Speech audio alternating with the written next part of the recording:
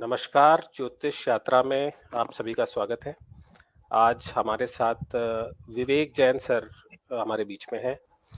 तो विवेक जी आज हम सबको ये बताएँगे अगर आपकी कुंडली मेष लग्न की है और आप अपनी कुंडली में सूर्य ग्रह के प्रभाव को देखना चाहें किस भाव में, किस राशि में सूर्य किस प्रकार का रिज़ल्ट देते हैं, तो ये आज हम विवेक जैन सर से सीखेंगे। ये हमारी एक सीरीज़ चलेगी जिसमें सभी लग्नों को कवर किया जाएगा, सभी ग्रहों को कवर किया जाएगा। तो आज हम नवग्रहों के राजा सूर्य ग्रह से शुरू करेंगे। तो विवेक सर मैं ज़्यादा टाइम नहीं लूँगा, ओवर टू यू। नमस्कार प्रिय दर्शकों। जैसा कि करम सर ने बताया, मैं मेष लग्न में सूर्य के फलों को लेकर चर्चा करूँगा, कि सूर्य मेष लग्न के अंतर्गत किस तरह के फल हमें देते हैं। जैसा कि हम जानते हैं कि मेष लग्न के अंतर्गत जो असेंडेंट होता है हमारा, लगन और लग्नेश, वो सर मेष लग्न का मंगल लग्न का स्वामी होता है, जिसको हम लग्नेश कहते हैं, और उसमें सूर्य पंचमेश होते हैं। सूर्य लगन से 5वें भाव में होने के कारण उनकी राशि 5वीं होती है, सिंह राशि होती है, उसके वो स्वामी होते हैं और पंचमेश बनते हैं। अब पंचमेश चूँकि सूर्य हैं और लगन मंगल की है, कहना चाहिए ये नैसर्गिक मित्र भी हैं, क्योंकि यह सूर्य की उच्च राशि है। यहाँ पे व्यक्ति विलक्षण बुद्धि का होता है, उसके अंदर आईक्यू बहुत तेज होता है और वह उसका व्यक्तित्व, उसका पौरुष अ, वह ऊर्जावान भी होता है, क्योंकि मंगल की राशि है। राजा के समान जीवन यापन करता है, धन-धान्य से संपन्न होता है, व्यक्ति प्रसिद्धि को प्राप्त करता है। किसी गरीब परिवार में भी जन्म ले व्यक्ति, तो उच्च पद पे आसीन होता है। मतलब वो वहाँ भी राजाओं की तरह जीवन यापन करता है, या उस परिवार के हालात बदल जाएँगे, या व्यक्ति खुद उच्च पद की तरफ अग्रसर हो जाएगा, वो कितने भी साधारण परिवार में क्यों ना जन्म ले। और एक बात मुझे लगता है और क्लियर कर देनी चाहिए कि सूर्य के लग्न में बैठ जाने से ही ये सारे परिणाम प्राप्त हो जाएँ ऐसा ज़रूरी नहीं है और भी बहुत सारी युतियाँ बाकी के 8 ग्रह भी हैं। अ, बस वही एक एक मैंने सोचा मैं एक बार याद दिला देता हूँ। तो यहाँ पे बैठा व्यक्ति, सूर्य अगर लगन में ही बैठा हो, तो व्यक्ति सरकारी नौकरी के योग भी बनते हैं। अगर जैसे यहाँ पे सूर्य पंचम भाव का मालिक है और नवम भाव का मालिक गुरु दोनों युति बना के बैठ जाएँ, तो व्यक्ति ज्ञानवान होगा, अच्छा चरित्रित व्यक्ति होगा, तथा सरकारी नौकरी में भी वो शिक्षक बनने के योग भी उसके अंतर्गत आ सकते हैं। यहाँ पे युति संबंध, दृष्टि संबंध, अगर यहाँ पे ही शनि किसी पाप ग्रह की दृष्टि पड़ जाए, तो सूर्य के फलों में कमी आ जाएगी। सूर्य व्यक्ति की हड्डियाँ कमज़ोर हो सकती हैं, व्यक्ति के केस अल्प हो सकते हैं या उड़ भी सकते हैं, व्यक्ति को आँखों से समस्या हो सकती हैं। वैसे यह है, यहाँ पे बैठा हुआ सूर्य नेत्र रोग दे भी देता है। इसमें कोई बड़ी बात नहीं है, लेकिन यहाँ पे हम देखेंगे कि मंगल अगर तात्कालिक शत्रुता में बैठा हुआ है या तात्कालिक मित्रता में बैठा हुआ है, यह उस पे भी डिपेंड करेगा, सूर्य पे कितने पाप ग्रहों की दृष्टि है या शुभ ग्रहों की दृष्टि पड़ रही है, युति में शुभ ग्रह बैठे हुए हैं उसके साथ में या पाप ग्रह बैठे हुए हैं। यह सभी चीज़ उस कुंडली के अंदर यह बताएँगी कि सूर्य हमारा अच्छे फल देगा या सूर्य हमारा खराब फल देगा।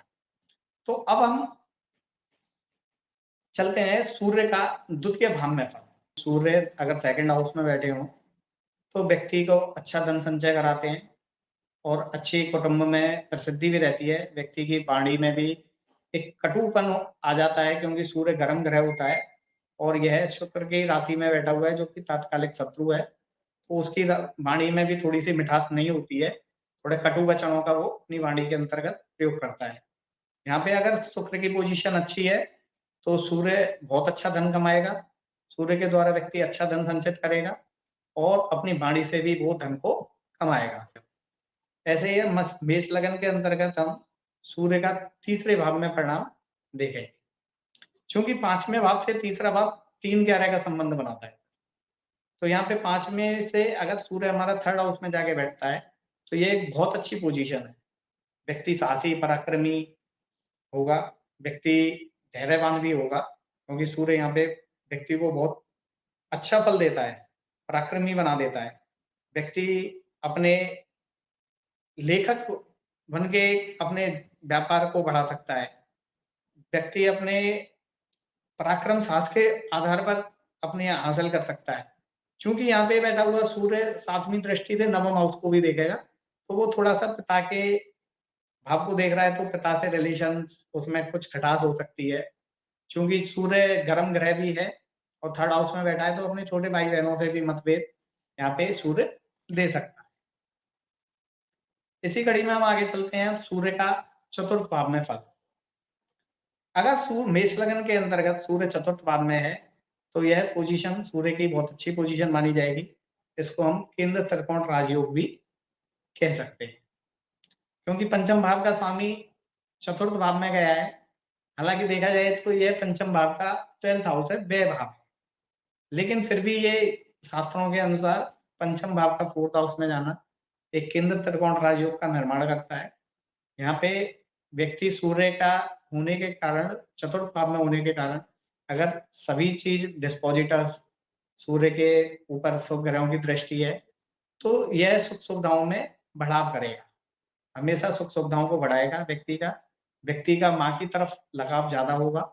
चूँकि माँ से सूर्य गर्म ग्रह है, माँ से कभी-कभी लड़ाई झगड़े होते रहेंगे, लेकिन वह माँ से बहुत अधिक प्यार करेगा व्यक्ति, जो उसका पंचमेश चतुर्थ भाव में जाके बैठा हुआ है। और हो सकता है कि यहाँ पे बैठा हुआ सूर्य माँ उसके बाप का भी कार्य करे।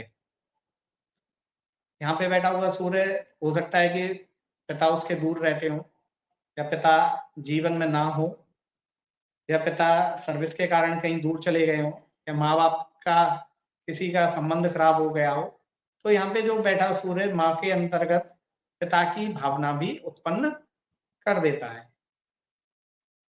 ये यहाँ पे बैठा हुआ सूर्य व्यक्ति को अच्छी लग्ज़रियस चीज़ों को देता है, बड़ी गाड़ियाँ, बड़ा घर, नेम-फेम, सुख-सुविधा, मतलब एक तरह से विलासी जीवन भी व्यतीत करता है, अगर सूर्य के ऊपर शुभ ग्रहों की दृष्टि हो। इसी कड़ी में सूर्य पंचम भाव में, मेष लग्न के अंतर्गत सूर्य पंचम भाव में, यह सूर्य का अपना ही घर है। यहाँ पे सूर्य सिंह राशि के अंतर्गत बैठे हुए हैं, अपने ही भाव में। कहते हैं कि जहाँ जो व्यक्ति अपने ही घर में बैठा हो, वो अपने घर का नाश नहीं करता है कभी भी। यहाँ पे सूर्य की बहुत अच्छी पोजीशन होती है, सूर्य के कारण व्यक्ति सरकारी नौकरी की तरफ भी जा सकता है। लेकिन यहाँ पे बैठा हुआ सूर्य व्यक्ति को बहुत अच्छी शिक्षा दे सकता है, व्यक्ति को चिकित्सा के क्षेत्र में भी आगे बढ़ा सकता है, क्योंकि सूर्य औषधि का कारक भी है। और यहाँ पे बैठा हुआ सूर्य व्यक्ति को अल्प संतति भी बनाता है। हो सकता है बच्चे उसके पास में केवल एक ही हो, लेकिन जो भी बच्चा होगा उसका, वो उसका नाम रोशन करेगा। एक बच्चा भी उसके उस पोजीशन पे पहुँचा देगा, जहाँ पे हो सकता है 4 बच्चे भी ना पहुँचाएँ। तो सूर्य की यह पोजीशन बहुत अच्छी मानी जाती है। और यहाँ पे बैठा हुआ 5th हाउस में सूर्य, थोड़ी-सी गर्भ संबंधी परेशानियाँ भी देता है। चाहे ये पुरुष की कुंडली हो, चाहे ये महिला की कुंडली हो। क्योंकि सूर्य की गर्मी होती है। हो सकता है कोई अबॉर्शन वगैरह हो जाए, या बच्चे लेट हों, इस तरह की दिक्कतें सूर्य यहाँ पे देता है। मेष लग्न के अंतर्गत सूर्य छठे भाव में, चूँकि छठा भाव ऋण, रोग, शत्रु इन सब का होता है, और पंचमेश का छठे भाव में जाना, यह इस बात का संकेत करता है कि पंचमेश छठे भाव में गया है, तो व्यक्ति की शिक्षा, कॉम्पिटिटिव एग्जाम्स, इंजीनियरिंग, डॉक्टरी इत्यादि में वह सफलता ग्रहण कर सकता है। छठे भाव का बैठा हुआ सूर्य व्यक्ति को शत्रुहंता बनाता है। उस पे जल्दी से कोई भी सामने वाला व्यक्ति अपना रौब नहीं जमा सकता है, ना उसको कभी किसी भी बात में हरा सकता है। तो छठे भाव में बैठा हुआ सूर्य व्यक्ति को शत्रुहंता का रूप प्रदान करता है। अगर यहाँ पे सूर्य मंगल की युति हो, या सूर्य बुध की युति हो, तो अगर सूर्य बुध की युति है, तो व्यक्ति इंजीनियरिंग की तरफ जा सकता है, और सूर्य मंगल की युति है, तो व्यक्ति डॉक्टरी की लाइन की तरफ भी जा सकता है। अच्छे-अच्छे सर्जन्स, अच्छे-अच्छे डॉक्टर्स उनके छठे भाव में ही सूर्य मिलता है। यहाँ पे सूर्य विजयी भव का आशीर्वाद कुंडली में देता है। इसी क्रम में सूर्य 7th हाउस में, मेष लग्न की कुंडली में अगर सूर्य 7वें भाव में हो, तो यहाँ पे बैठा हुआ सूर्य नीच का सूर्य माना जाएगा, और यह 10 डिग्री के आसपास का हो, तो ये परम नीच का माना जाता है। शायद मेष लगन की कुंडली में सबसे खराब पोजीशन अगर सूर्य की है, तो वो 7th हाउस है। अगर किसी व्यक्ति का सूर्य 7th हाउस में बैठा हुआ है, तो इसका मानना है कि व्यक्ति के रिलेशंस खराब होंगे। पंचमेश का सप्तम भाव में जाके नीच का होना, पत्नी से विवाद हो सकता है, वाद-विवाद होता रहेगा। हो सकता है कि प्रथम बच्चे के बाद में पति-पत्नी का वाद-विवाद बढ़ जाए। शादी का रिश्ता चल नहीं पाए, पार्टनरशिप में धोखा मिल जाए। ये सभी कारण सूर्य यहाँ पे देगा। डेली इनकम को प्राप्त करने के लिए बहुत मेहनत करनी पड़े। पार्टनरशिप में किया गया बिज़नेस में धोखाधड़ी होने के चांस बहुत बढ़ा दे। तो इस तरह से यहाँ पे माना जाता है कि मेष लगन की कुंडली में अगर सूर्य 7वें भाव में है, तो उसके रिजल्ट्स अच्छे नहीं मिलते हैं। बहुत ही कम देखने को मिलता है कि उसके रिजल्ट अच्छे मिलते हैं। यहाँ पे बैठा हुआ सूर्य नीच राशि से 7th हाउस दृष्टि से लगन को भी देखता है। तो व्यक्ति का खुद का स्वभाव भी बड़ा अजीब-सा हो जाता है, व्यक्ति चिड़चिड़ा हो जाता है, व्यक्ति के चरित्र में भी दोष आ जाते हैं। यहाँ पे बैठा हुआ सूर्य 7th हाउस में बैठा हुआ सूर्य व्यक्ति को एक्स्ट्रा मैरिटल अफेयर्स भी दे देता है। शादी के बाद संबंध भी बनाता है व्यक्ति। तो यहाँ पे बैठा हुआ सूर्य की पोजीशन 7th हाउस में अच्छी नहीं मानी जाती है। इसी क्रम में मेष लगन के अंतर्गत सूर्य अष्टम भाव में। चूँकि सूर्य अष्टम भाव में बैठा है, अपने मित्र मंगल की राशि में बैठा हुआ है और अष्टम भाव को हम कुंडली के अंतर्गत मृत्यु और आयु का भाव भी मानते हैं। इसको कुंडली का अंधा भाव भी कहते हैं, कि जहाँ पे मतलब कोई भी ग्रह चला जाए, तो समझिए कि वो उसकी पावर्स कम हो गई।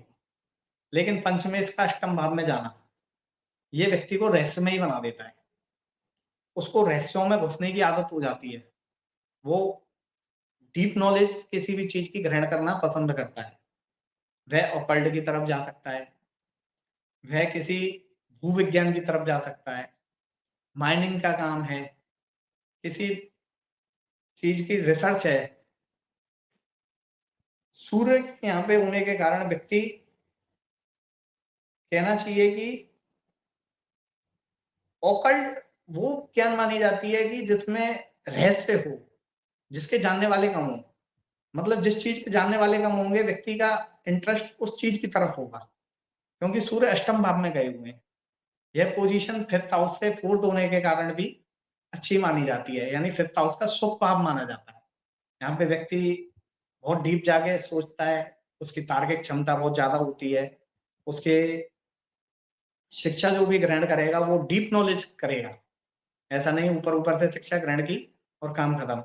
वो उस चीज़ के तह तक जाने में इंटरेस्टेड होता है। इसी क्रम में सूर्य 9th हाउस में।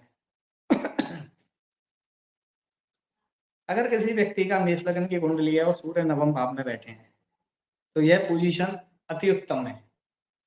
एक तो पंचमेश सूर्य, दूसरे पंचमेश अपने से ही पंचम भाव में, ये और भी अच्छी बात है। और तीसरी पोजीशन इसमें सूर्य अपने मित्र के घर में, गुरु के घर में है।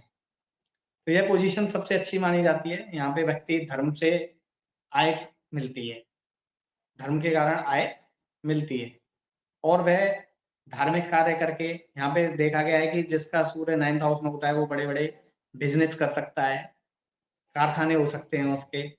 यहाँ पे बहुत अच्छा नेम फेम मिलता है उसको, पिता से भी अच्छी सपोर्ट मिलती है। लेकिन पिता से यहाँ पे बैठने का कारण स सूर्य कारक भी होता है 9th हाउस का, तो इस वजह से पिता से मतभेद भी होने के चांसेस बढ़ जाते हैं। अब यहाँ पे थोड़ा-सा इसको डिसाइड करते हैं, जैसे बृहस्पति 10वीं हाउस में हो और सूर्य 9वें हाउस में बैठा हुआ है, तो यहाँ पे सूर्य की पावर्स और बढ़ जाएँगी। व्यक्ति और अच्छा नेम, फेम ये सब चीज़ गेन करेगा और धर्म के कार्यों में वह आगे बढ़ेगा, धार्मिक कार्य कर सकता है, ज्योतिष के फील्ड में भी वह जा सकता है, अगर 9th हाउस में सूर्य है। 10th हाउस में सूर्य, मेष लगन के अंतर्गत। अगर मेष लगन की कुंडली है और सूर्य 10वें भाव में बैठा हुआ है, तो यह सूर्य की एक अति उत्तम पोजीशन कही जाएगी। यहाँ पे सूर्य को दिशा बल भी प्राप्त हो जाता है, कि सूर्य 10th हाउस में दिग्बली माना जाता है। उसको दिशा बल प्राप्त हो जाता है, साथ में वो शनि की शत्रु क्षेत्री हो जाता है यहाँ पे आके सूर्य। तो यहाँ पे अक्सर पिता और पुत्र की वैमनस्यता बनी रहती है। पिता और पुत्र के अंतर्गत मनों में विचार नहीं मिलते हैं उनके। चूँकि सूर्य 10वें भाव में बैठा है तो सरकारी नौकरी के अच्छे योग होते हैं। व्यक्ति सरकार से धन सम्मान, मान-सम्मान ये सभी चीज़ प्राप्त करता है। सरकारी नौकरी में अच्छे पद पे जा सकता है। व्यक्ति किसी गवर्नर की पोस्ट पे भी जा सकता है। अगर सूर्य क्या शनि उसका फ़ेवरेबल है, सूर्य पे शुभ ग्रहों की दृष्टि है, तो गवर्नर तक की पोस्ट भी व्यक्ति 10वें भाव में जाकर ग्रहण कर सकता है। एक कॉम्बिनेशन 5 में से यह 6-8 का संबंध बना लेता है, लेकिन केंद्र त्रिकोण राजयोग फिर भी बनाता है, 10वें भाव में बैठा हुआ सूर्य। और यहाँ पे व्यक्ति उस क्षेत्र में धन कमाता है जिस क्षेत्र की उसने पढ़ाई की हो। जिस क्षेत्र से पढ़ाई करता है, लगभग वह उसी को अपना प्रोफ़ेशन बना लेता है। यह पोज़ीशन सूर्य की सबसे अच्छी पोज़ीशन है। मेष लग्न की कुंडली में सूर्य का 11वें भाव में फल। मेष लग्न के अंतर्गत पंचमेश का 11वें भाव में जाना एक अति शुभ फलदायी है। वैसे तो सूर्य का 11वें भाव में बैठना ही लाभदायक होता है। यहाँ पे बैठा हुआ सूर्य व्यक्ति को कभी भी आर्थिक तंगी नहीं आने देगा। आर्थिक समस्याएँ उसके सामने कभी भी नहीं आएँगी। सप्तम दृष्टि से पंचम भाव को देखने के कारण व्यक्ति का पंचम भाव भी मजबूत होता है। व्यक्ति तीव्र बुद्धि वाला होता है, अच्छा धन अर्जन करने वाला होता है, अपनी विद्या से लाभ कमाने वाला होता है और पैसे की कभी व्यक्ति के सामने तंगी नहीं आती है। और यहाँ पे बैठा सूर्य व्यक्ति को जीवन पर्यंत ऊँचाइयों पर ले जाता है। मेष लग्न के अंतर्गत सूर्य का 12वें भाव में फल। पंचमेश का 12वें भाव में जाना। वैसे तो शास्त्रों के अनुसार यह पोजीशन अच्छी नहीं मानी जाती है कि सूर्य का 12वें भाव में जाना। लेकिन चूँकि मेष लग्न में 12वें घर में गुरु की राशि आती है और गुरु सूर्य का मित्र है, तो इस तरह से कहा जाए तो पंचमेश अपने मित्र के घर में गया है। लेकिन 12वां घर हॉस्पिटल, मोक्ष इन सभी का कारक होता है। अगर व्यक्ति कहा जाए सीधा-सीधा कार्य करे, उसको पढ़ाई के लिए विदेश भी भेज सकता है ये सूर्य। अगर व्यक्ति विदेश गया, वहाँ जाके अगर वो पढ़ाई से ही मतलब रखे, तो वो अच्छा राइज़ करेगा। उसको पढ़ाई उसकी अच्छी होगी। लेकिन अगर वहाँ जाके वो भटका, तो ये सूर्य उसको बर्बाद कर देगा 12th हाउस में। इसीलिए कहा गया है कि 12th हाउस का सूर्य हो, तो व्यक्ति को सीधे मार्ग को अपनाना चाहिए, शॉर्टकट ज़िंदगी में नहीं लेने चाहिए। अगर सूर्य 12वें भाव में उपस्थित है। यहाँ पे कहना चाहिए कि 5th लॉर्ड 12th में भी चला गया तो थोड़ा-सा संतान संबंधी समस्याएँ भी व्यक्ति के सामने आ सकती हैं, कि संतान होने में विलम्ब हो जाए या किसी डॉक्टरी सहारा लेना पड़े व्यक्ति को। इस तरह की बातें कुंडली के अंतर्गत आ सकती हैं। ये थे मेष लग्न के अंदर सूर्य के 12 भावों में फल।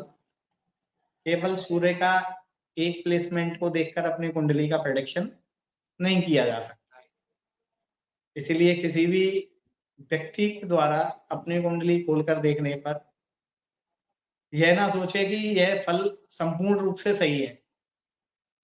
उसके लिए बहुत सारी युति, संबंध, उनके ऊपर मित्र, शत्रु, क्षेत्री, षटबल कितना है, कहीं ग्रह तत्कालिक मित्र होने के बाद में कहीं नैसर्गिक शत्रु तो नहीं है।